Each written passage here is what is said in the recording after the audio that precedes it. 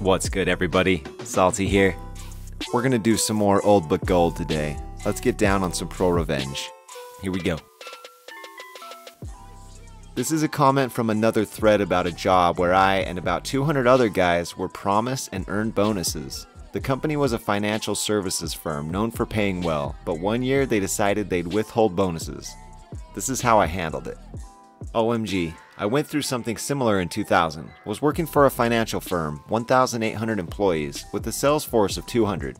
I was one of the salesmen. We had our annual meeting in April. It was a big affair. Most of the employees attended and the CEO gave a big speech about how the previous year was the best in the company's history. Blah blah blah.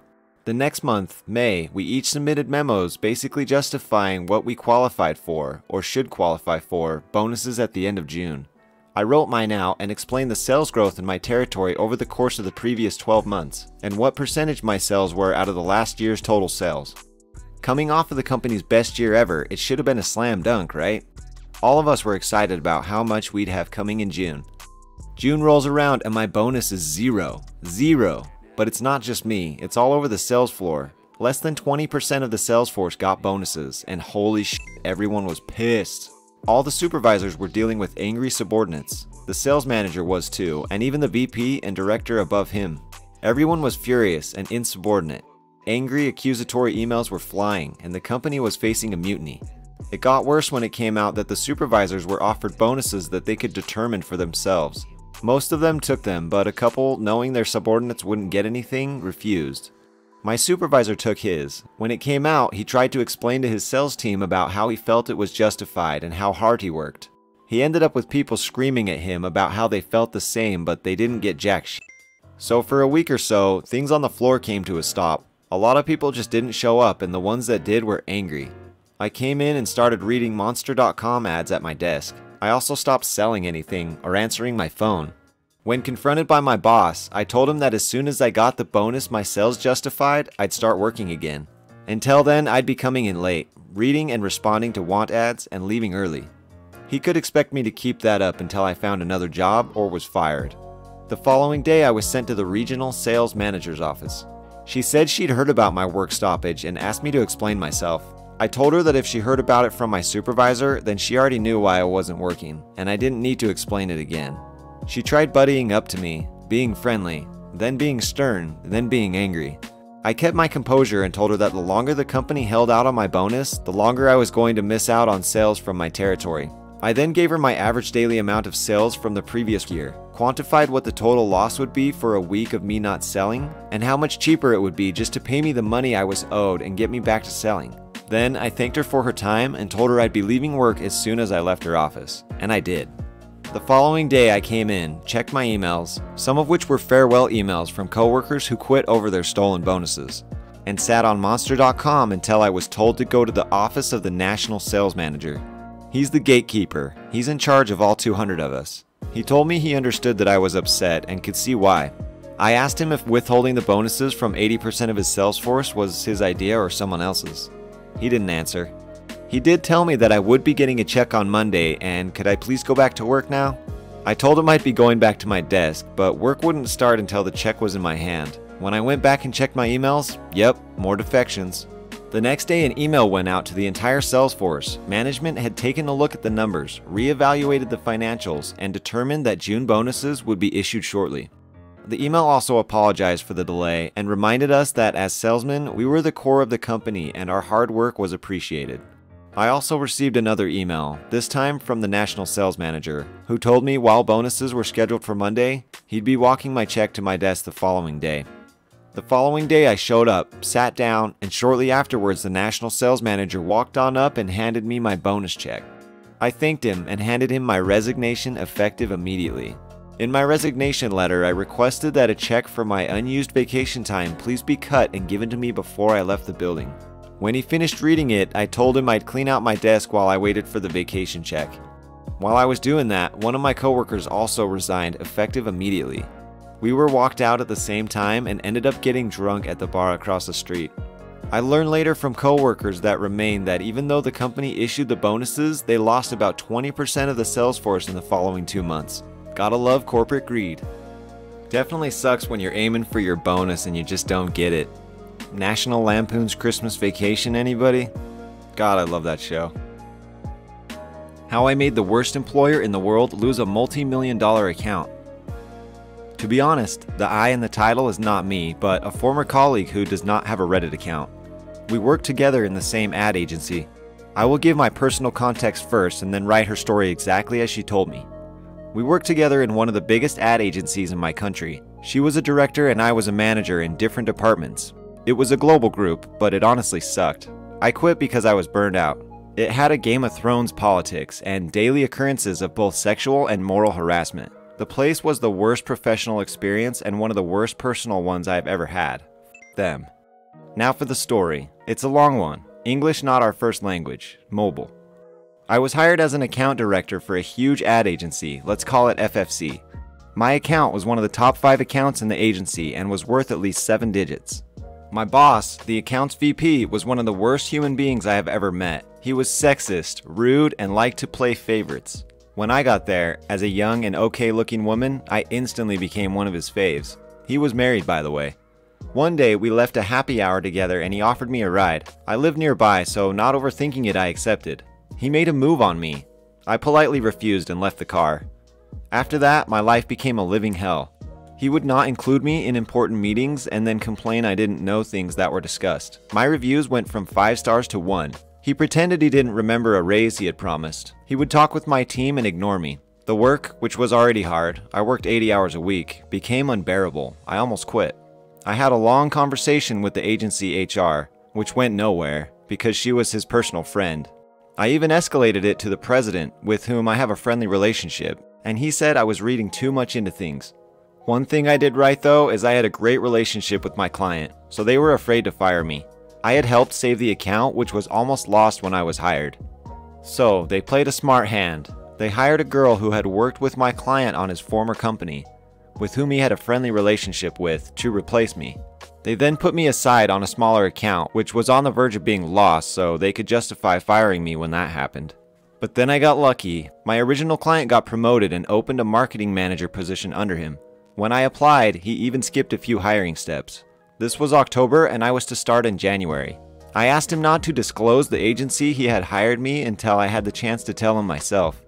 The position would not work directly with the ad agency and I no longer managed their account, so there was no conflict of interest and he said, okay. Honestly, he couldn't care less. I was planning on giving them my 1-month notice, required in my country, on November, so they could have time to find someone else. I was fired October 31st. It would have been the worst experience in the world if I cared. The VP asked me in his office to fire me. He said no one would believe me, that I would never find a job in the market, that I had ratted him out to HR, that I was incompetent, and all the worst things someone could have said. He sent me to HR to sign some papers and told me to leave the building afterwards. I recorded him. When I went to HR, the woman in charge sat me down and kept making snark comments about me not appreciating working in one of the biggest ad agencies in the world, that I could have been great. It was surreal. Being fired in my country grants people a fair amount of money. I would have received around 5-month pay per the law. She wanted me to sign papers accepting that. I said no, and played her the record from the VP. She went pale because she knew that was a lawsuit, and also that the global team would not like it at all. I left that day and said I would contact them through my lawyer. Never said anything about the job lined up. The next week, I, my lawyer, my recording, and a bunch of other documents, emails, text messages, sat down with the agency to negotiate. I ended up with over 15 months pay. Both parts signed a non-disclosure agreement, which included me saying I had quit. I then took a 2-month vacation, told my new boss I had made a deal while quitting, but that I had not disclosed I was going to work for them. He said he would tell them himself, not to worry. Come January and I start at my new job. My boss then tells me that, since I was the one with the most experience in advertising agencies, I would be a consultant to the annual deals for all the agencies that managed all their accounts. This included allowing new agencies to pitch for us. My boss, which didn't deal with the FFC anymore, of course, forgot to tell them about me. No feeling in the world was better than entering the agency as a client. It was almost orgasmic sitting in a meeting to see their pitch and watching the VP's dumbstruck face when he entered the room. I was nothing but nice, made pertinent questions, and smiled all the way through. I ended up telling my boss in confidence what had happened. He authorized me to advise against the agency, said that if compliance knew about their behavior, they would lose the account anyway. They lost the account. They lost 3 other accounts in that same year. The whole leadership was fired. The agency closed, and the VP can't find a job for his life. And I just got promoted. ProRevenge times 1,000. If someone's treating you foul, just hit that record button. You never know if you're gonna need it. Downstairs neighbors wouldn't turn down music. Nuked them from orbit. Was suggested to cross-post from malicious compliance. I was inspired by a recent post to tell my own bad neighbor story. Can't think of a better place to post it. I moved out on my own in 2013 and moved into an old house converted into a 2-floor apartment, directly across from my future in-laws. The downstairs neighbors were loud, blaring music at all hours. Yes, all of the hours. Wouldn't cut the grass or take out the trash on our shared schedule. Crappy neighbors, but never bothered me directly. The guy was pretty chill when sober and would turn the music down a little when I texted him. He was okay until his girlfriend moved in. Now add shouting matches to the mix, and all of a sudden my request to turn down the music makes him turn it up. I can barely walk on my super thin floor without her banging on the ceiling with a broom. I was okay since I am a heavy sleeper and could sleep through anything. My wife moved in and I quickly found out that she was quite the opposite. Fan turned on a certain angle in the doorway of the bathroom, door closed halfway, blackout curtains with them taped to the wall so 0 light comes through. 0 sounds other than the fan. You get the idea. Kinda sounds like my bedroom. I told her that we can't expect them to remain silent when she's ready for bed. We need to be reasonable, but the wall rattling music needs to stop during the night. She hated it during the day, but I told her there's nothing we can do then. So she would go to her parents' house a lot during the day. I talked to neighbor guy. He said, "Yeah man, that's cool." But it turns out the girlfriend wasn't having it, and his attitude then changed to, "Yeah, well it's our house, so you can go F yourself if you think you can tell us what to do, and you can move out if you don't like it." Something definitely had to change once she was pregnant, and then the baby came. So I did the only thing I could do. I fought fire with fire and maliciously complied with the law to a T. I could only report them for noise after 11 p.m. I now forget the morning hour when the noise could start, but I believe it was 9 a.m. My dad has these huge old concert speakers in his garage, professional grade, black leather bound, 5 feet tall and 3 feet wide, and a pretty nice vintage stereo amp. He has 2, but my apartment was so small, I sadly only had room for 1. We replaced our coffee table with this thing, laid face down onto our thin office carpet. Tired of his crap tunes, I tested this Geneva Convention breaking device when they weren't home. Holy cow.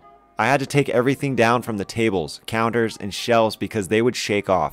I prepared audio files to feed the stereo. I was giddy like a kid with a new Christmas toy. I turned it on when I left for work and got my wife up to send her to her parents. I came home from work and hung out with her parents until it was close to bedtime. They resisted for 3 days. On day 2, I found a pile of manure on my doorstep, but it didn't faze me. I cycled between sine, saw, and square waves in clashing chords, marching music, Washington Post march on loop, preaching clips. They weren't just atheist, but outspoken anti-Christian, so it was a must. The most stupid songs you could think of, Captain Planet theme song, Chicken Dance, etc. This poor old house rattled in ways I didn't think was possible. The vibrations from the sine wave would make your vision blur. I eventually got a text from him that read, "Sorry man, can you stop now?" I did not. He needed a few more days to let it sink in. Plus, I had so much fun putting it together. They complained to the police and the landlord. There was nothing they could do since I wasn't doing anything wrong. I didn't even hear music during the time of peace to follow. It was so quiet. They would build up their courage and try again every few weeks when I wasn't home, but my wife was. I then showed her how to tame the beast so she could let it loose while I was away. I had to give them a spanking every now and then, but they learned. They were so happy when we moved out. Oh, that one's just gold. I kinda wish I had that set up when I lived in a tiny little apartment with loud ass neighbors. My revenge story almost killed a man. About 3 years ago, I was working in a pretty big factory. They hired through 5 different temp services, so the place was pretty much like a revolving door. People came and left without any warning. Sometimes it was hard just to find a familiar face.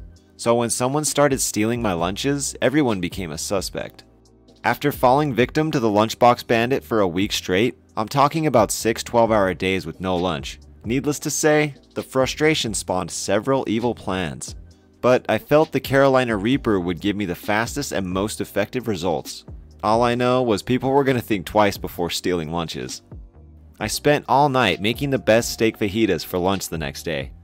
I finally minced the Reaper peppers into a nice pico de gallo and topped my devil fajitas off. I carefully placed my fajitas into a Tupperware bowl, garnished them with cilantro and limes, and then covered them with a clear lid to display their beauty. The next morning, about an hour after I placed them in the fridge, a woman started screaming for help. I ran to the lunchroom to find the lunchbox bandit laying on the floor gasping for air. The Reaper peppers triggered an asthma attack and he had to be rushed to the hospital. He never said anything and neither did I until now. Holy sh**. You don't mess with them Carolina Reaper peppers, man. Damn, I don't think he's gonna be doing that ever again. You have to be a brave soul to eat one of them peppers. Get some nice jalapenos, throw them on your fajitas. Why do a lot of the really funny ones have to involve food? I mean, come on. You're killing me. By popular demand, Yolo girl stole my phone from scene of accident and tried to extort money from me. So I posted this in some Shower Thoughts Yolo thread. Dozens of people have demanded that I repost it here. Shower Thoughts Yolo thread. I was hit by a car while riding my bicycle. My backpack exploded and stuff was thrown everywhere. Witnesses helped me gather everything and police showed up. Someone took a bunch of pictures of the scene on their phone while EMS and police did their thing. Not a bad accident, only bumps and scrapes. Bike was f***ed though. When they asked for my phone number so they could text the pics to me, I realized I didn't have my phone. In fact, it was nowhere. I called my wife using a witness's phone and she is hysterical. Someone stole my phone and was texting her saying, "I found this guy's phone at a car accident and he has a lot of calls and texts to you, so I'm trying to get his phone back to him. But I need $50. Looks like he buys a lot of stuff on Amazon, so he can afford $50. YOLO. YOLO." Now, I was at the accident site for over an hour and these texts were all sent during this time. So after calming my wife down, we play along and find that the dumbass who is extorting me from my phone works at some burger place downtown. She gave us the address and said I can come in to make the exchange. She can't afford to miss work but needs money ASAP or phone gets pawned. Yeah, I showed up with the police who responded to the accident. The girl was furious, yelling about how she deserves a reward for finding my phone, etc. I pressed charges. I was beyond pissed at the whole situation, but eventually dropped them when I found out that she was fired for her conduct. So yeah, YOLO. Also, I now lock my phone. Y'all should put an emergency number on your lock screen. Back up everything and don't be afraid to remotely brick your device to prevent someone from turning a profit. Apps help too, I guess. Oh man, this story. Looks like you spend a lot of money on Amazon, so give me money. Give me that $50. I mean, if you're gonna ask for money back, at least ask for half the price of the phone. That might take it into the choosing beggar category. Alright everybody, I hope you enjoyed this longer episode. Let me know in the comments what y'all think, and we'll see you all in the next one. Peace.